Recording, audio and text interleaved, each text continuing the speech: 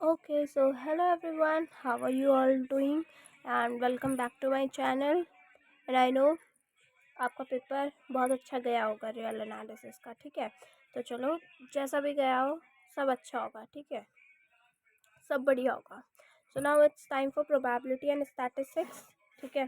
तो इसमें हम PYQ सॉल्व करने जा रही हूँ अभी तो मैं क्वेश्चन, टाइम तो कम है, PYQ करोगे काफ़ी है, सेम टू सेम आ रहे हैं पेपर। सब बोल रहे दीदी सेम ही आ रहे, PYQ काफ़ी है ना। तो ये जो एक दिन पढ़ने वाले हो ना, सुधर जाओ, ठीक है। पहले से पढ़ के तैयार रहा करो यार, प्लीज़। लाइक, क्यों पढ़ रहे हो, मैथ्स ऑनर्स क्यों ले रहे हो जब एक दिन पहले पढ़ना है? पहले से पढ़ा करो, स्टार्टिंग से गो डीपली, ठीक है। एकदम डीप में जाया करो, तब पढ़ा करो। Okay, now probability and statistics question number 1 है। उसमें हमारे पास ये वैल्यूज़ दे रखी हैं, हमें इसका स्टेम एंड लीफ प्लॉट बनाना है, ठीक है। स्टेम एंड लीफ, देखो मैं क्वेश्चन दिखा देती हूँ। क्वेश्चन से ये रहा, सैम्पल ऑफ 26 है, ये तो ऊपर की कहानी है। हमें क्या दे रखा है? Simple construct stem and leaf display, ठीक है। एंड उसका एक कोई इंटरेस्टिंग सा फीचर बताना है आपको। जब आप स्टेम एंड लीफ बनाएंगे तो कुछ इंटरेस्टिंग सा पार्ट इसमें दिखेगा। एंड देखो, प्रोबेबिलिटी एंड स्टैटिस्टिक्स में ये कैलकुलेटर ले जाना ज़रूरी है, ठीक है। ज़रूरी इन द सेंस, अगर आप हाथों से कैलकुलेशन करते हो, गो फॉर इट, ठीक है, वाजी वाह। और बाकी नहीं कर पाओगे तो प्लीज़ कैलकुलेटर ले जाना, वहाँ पे कैलकुलेशंस की आपको ज़रूरत पड़ेगी, क्योंकि बहुत बड़ी बड़ी कैलकुलेशंस होंगी, ठीक है, पॉइंट्स में, डेसिमल्स में। So you need calculator. Okay, so now let's go with this question. देखो, हमारे पास 26 सैम्पल्स दे रखे हैं। तो एक बार जब भी आप अपने सैम्पल लिखो ना अपने आंसर शीट में, जस्ट काउंट देम कि तुमने सही लिखे पूरे के पूरे। 1 2 3 4 5 6 7 8 9 10 11 12 13 14 15 16 17 18 19 20 21 22 23 24 25 26 26 ये सैम्पल लिख दिया। अब इसके बाद इन सैम्पल्स को क्या करो, असेंडिंग ऑर्डर में अरेंज कर दो। So I am just arranging them in ascending order, ठीक है। तो मैं वीडियो पॉज करके फिर आगे दिखाती हूँ। ओके, सो यहाँ पे जो मैंने है असेंडिंग ऑर्डर में लगा दिया है इन्हें। अब बस नाउ इट्स वेरी इजी, जो भी आपको नंबर्स दे रखे ना, आपको इन्हें ब्रेक करके करना है, ठीक है। ब्रेक करना है इन्हें, ताकि इनका ना स्टेम एंड लीफ बने। मतलब ब्रेक इस तरीके से करना है कि ये ना थोड़ा यूनिकली ब्रेक हो। जैसे ये 32 एंड 5 में, 32 5 में, फिर 33 4 में। पर मैं अगर ऐसे ये वाला 3 एंड 25 में ब्रेक करूँ 3, तो बार बार 3 3 रिपीट हो रहा है। बट अगर मैं इधर को ले लूँ कि 32 में स्टेम ले लूँ एंड लीफ में 5 ले लूँ, सिंगल डिजिट, ठीक है, तो it will be uniquely broken, है ना। तो 32 32 फिर 33 33 फिर 35 35 है ना, ऐसा आ गया। तो सबसे लोवेस्ट क्या मेरा 32 में ब्रेक हो रहा है, तो मैंने यहाँ लिखा stem and here I am writing leaf, ठीक है। तो स्टेम में क्या आ रहा है 32। अब 32 से मैक्सिमम वैल्यू कितनी जा रही है 42 तक, तो पूरा लिख दो। 32 33 34 35 36 37 38 39 40 41 एंड 42।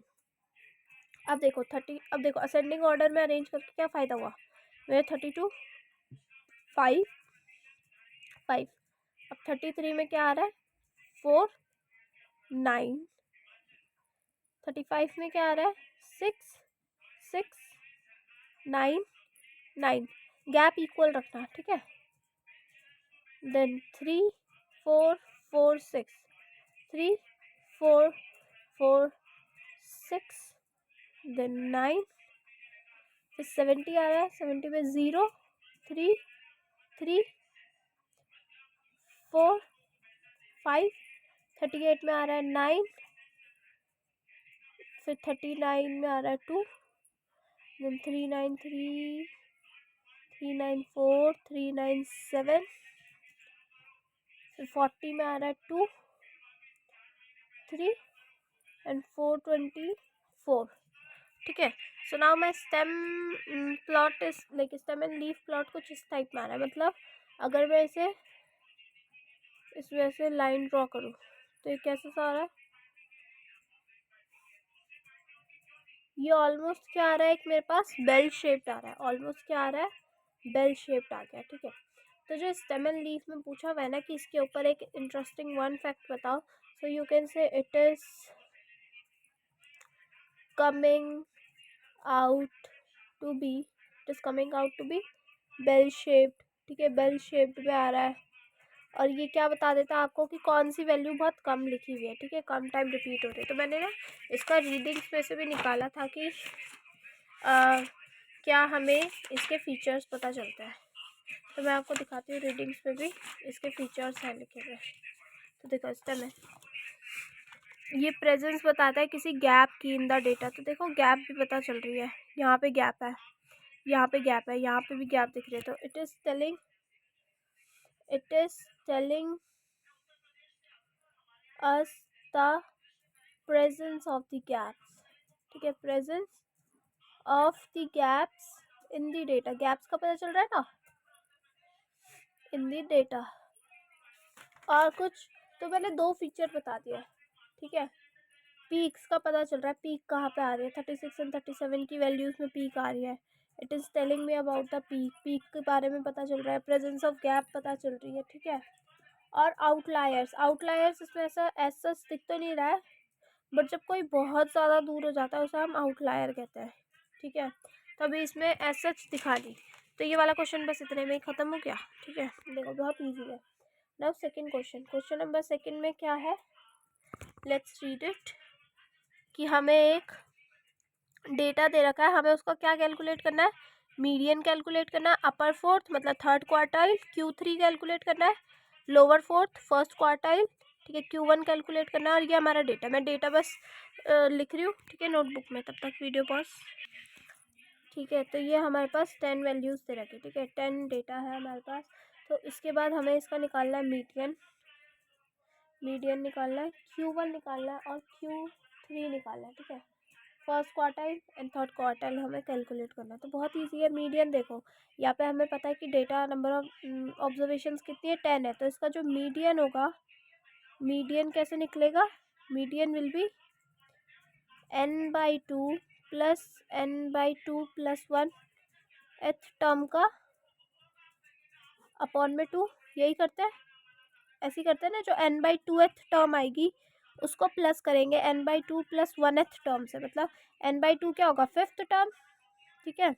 n/2 प्लस 1 मतलब कि प्लस का सिक्स्थ टर्म अपॉन में 2। तो फिफ्थ टर्म क्या है इसकी, देखो 1 2 3 4 5, फिफ्थ टर्म है 23.70 प्लस सिक्स्थ टर्म है 24.07 अपॉन में कर दो 2, ठीक है, ऐड कर दो। ये तो इजी कैलकुलेशन है, ये तो आप ऐसे डायरेक्टली कर दो के, एंड देन अपॉन में 2 करो, 2 3.8, ठीक है, 8 आया 8 5 23.885। तो हमारा मीडियन क्या है, 23.885, ठीक है। तो आप जो अच्छे से आंसर लिखोगे तो आप ऐसे लिखोगे, therefore the median of nitrogen gas loads, क्योंकि क्वेश्चन में नाइट्रोजन गैस के ऊपर है, kg Newton per day is 23.885। ये आ गया हमारा मीडियन। अब देखो इसके बाद है हमारा Q1 एंड Q3 कैसे कैलकुलेट करते हैं, ठीक है। तो यहाँ पे मैं Q1 कैलकुलेट करूँगी, यहाँ पे मैं Q3 कैलकुलेट करूँगी। ओके, देन Q1 कौन सा टर्म होता है हमारा, Q1 होता है n/4, मतलब कितने भी n दे रखे हैं हमें, n यहाँ पे 10 है तो उसे अपॉन में 4 कर दो, ठीक है। 25% भी कहते हैं कई बार हमें से। तो n/4 क्या आएगा यहाँ पे, 10 अपॉन में 4 विच इज़ 2.5, ठीक है। 2.5 क्या है, अप्रॉक्सीमेटली थर्ड वैल्यू के बराबर है। तो थर्ड वैल्यू इसमें क्या है कुछ बताए, 17.09।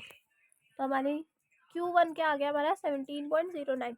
Q3 होता है 3n/4, ठीक है, मतलब कि 7.5 आएगा यहाँ पे, 10 अपॉन में मतलब 30 अपॉन में 4 which is 7.5, which is approximately eighth value कौन सी है यहाँ पे, this one 26.43, 26.43 is the answer. तो हमें Q1 भी पता चल गया, Q3 भी पता चल गया। देखो क्वेश्चन नंबर सेकेंड इतना ईजी है, इतनी ईजी है probability. You just have to know the formula, कि फार्मूला क्या लगेगा और आंसर्स यूँ आ जाएंगे। देखो क्वेश्चन नंबर 1 का सी पार्ट कर रही हूँ मैं, और एक क्वेश्चन में आपको 2 अटेम्प्ट करने। नेक्स्ट क्वेश्चन है कि आप डेटा कलेक्ट हुआ है, ठीक है, ये तो कहानियाँ है नॉर्मल। देखो क्वेश्चन क्या कैलकुलेट करना है आपको, sample variance and standard deviation. तो फॉर्मूला याद करो जब तक हम क्वेश्चन पढ़ रहे हैं, ठीक है। Sample variance and standard deviation.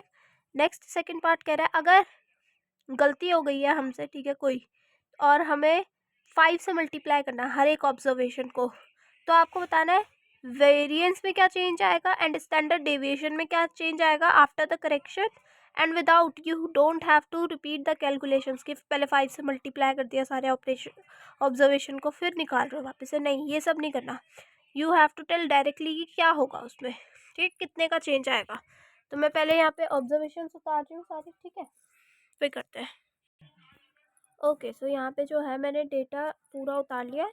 तो 10 वैल्यूज़ है, आपने बार बार रीचेक करना अपने एग्ज़ाम के समय, जल्दीबाजी मत बचाना, बहुत जल्दी हो जाता है पेपर, ठीक है। रीचेक कर देना कि क्या हमने जो वैल्यूज़ उतारी सही उतारी है, क्योंकि कैलकुलेशन हल्की सी भी गलत हुई तो नंबर कटेंगे ना, इतना ईजी पेपर है, ठीक है। तो हमें क्या कैलकुलेट करना है, सबसे पहले सैम्पल वेरिएंस। तो सैम्पल वेरिएंस का फॉर्मूला याद करो, क्या है सैम्पल वेरिएंस का फॉर्मूला, वो होता है सिग्मा एक्स आई minus x bar. X bar क्या होता है, मीन का होल स्क्वायर अपॉन में n minus one. n minus one कितना टोटल है हमारे पास observation, total number of observation. और सैम्पल वेरिएंस, सैम्पल मतलब सैम्पल स्टैंडर्ड डेविएशन क्या होता है, इसी का अंडर रूट। अगर मैं इसे एस स्क्वायर से डिनोट कर रही हूँ तो स्टैंडर्ड डेविएशन क्या होता है, standard deviation is nothing but S, ठीक है, वो एस होता है। अब ये एक्स आई क्या है, एक्स आई ये सारे, एक्स बार क्या है, मीन होता है। मीन क्या होता है, sum of all the observation upon में टोटल नंबर ऑफ ऑब्जर्वेशन। तो आ जाओ टेबल बनाते हैं, टेबल से हो जाएगा ये, ठीक है। तो आ जाओ बनाती हूँ मैं, इसके बाद मैं सिर्फ टेबल बना रही हूँ। यहाँ पे हम लिखेंगे एक्स आई, ठीक है।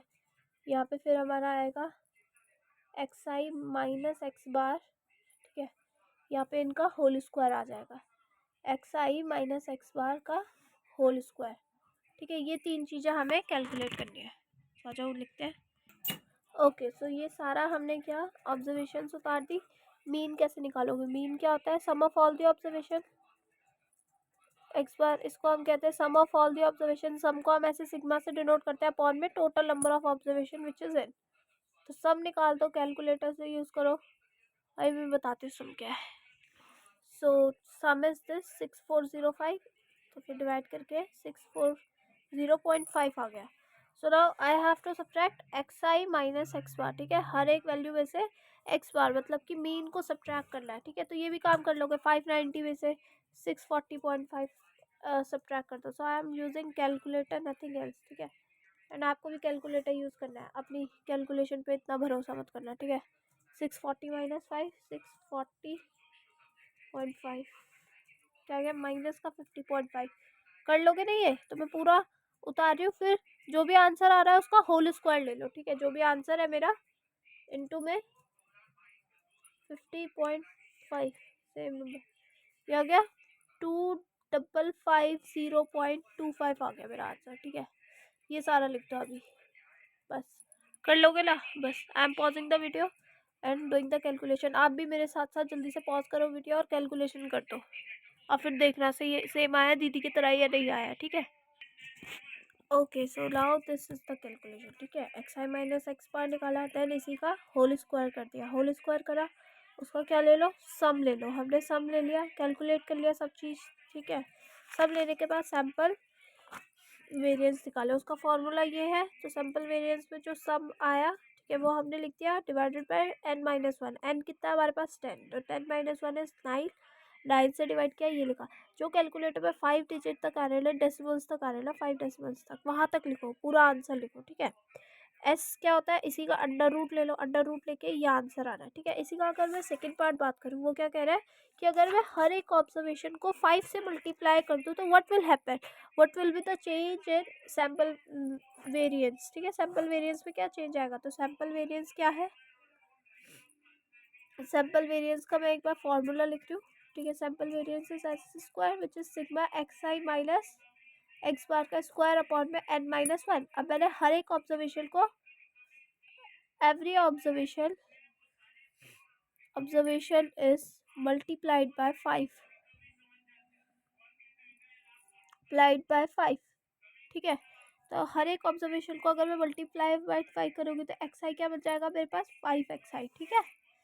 एंड नाउ मीन भी देखो, क्योंकि मीन में भी चेंज देखना है, तो मीन में क्या चेंज आएगा, मीन क्या होता है सिग्मा xi अपॉन में 5, ये तो ओल्ड मीन है, ठीक है। न्यू मीन कैसे निकलेगा, मैं नेक्स्ट पेज कर देती हूँ, अच्छा सॉरी, xi अपॉन में n होता है ना। न्यू मीन कैसे निकलेगा, न्यू मीन क्या होगा, new mean will be sigma 5 times xi upon में n, 5 तो बाहर आ जाएगा सिग्मा से, no problem, sigma xi upon में n which is 5 times the older mean. तो न्यू मीन जो भी होगा वो 5 टाइम्स हो जाएगा। तो हमारा जो सैंपल वेरिएंस है, सैंपल वेरिएंस विल भी देखो क्या, सैंपल वेरिएंस में क्या हो रहा है, सिग्मा xi जो कि अब 5xi हो चुका है, ठीक है, ये न्यू वाला है, 5xi minus 5 times x bar upon में n माइनस 1, ये होल स्क्वायर, 5 तो बाहर आ सकता है, तो 5 जब बाहर आएगा तो वो स्क्वायर के साथ आएगा, तो सिग्मा 25 xi माइनस x बार का होल स्क्वायर अपॉन में n माइनस 1, 25 सिग्मा से भी बाहर आ सकता है, तो 25 times sigma xi minus x बार का होल स्क्वायर अपॉन में n माइनस 1। अब ये क्या आ गया, 25 टाइम्स पुराना जो सैंपल वेरिएंस था उसके आ गया, तो हमारा जो न्यू सैंपल वेरिएंस होगा वो क्या हो जाएगा, 25 टाइम्स बढ़ जाएगा। एंड स्टैंडर्ड डेविएशन क्या होगा, स्टैंडर्ड डेविएशन उसमें क्या चेंज आएगा, वो तो अंडर रूट हो जाता है, तो अंडर रूट का 25 एस स्क्वायर वो क्या बन जाएगा 5 टाइम्स एस, वो जो पुराना स्टैंडर्ड डेविएशन है उसका 5 टाइम्स हो जाएगा, इसमें तो 25 टाइम्स हो जाएगा, इसमें क्या हो जाएगा 5 टाइम्स हो जाएगा। तो इसमें बोला हुआ है कि what would be the resulting values, तो आपको रिजल्ट भी बताना है। तो जो भी आपका आंसर है सैंपल वेरिएंस का, तो सैंपल वेरिएंस का हमारा आंसर जो भी है उसको 5 मल्टीप्लाई कर दो, ठीक है। New sample variance will be 5 into में एस की जो भी वैल्यू है उसे 5 से मल्टीप्लाई करके यहाँ पे लिख दो, एंड न्यू स्टैंडर्ड डेविएशन उसे भी 5 से मल्टीप्लाई करके यहाँ पे लिख दो, 5 से मल्टीप्लाई करके यहाँ पे लिख दो। तो मैं आंसर लिख रही हूँ, यू कैन चेक, ठीक है।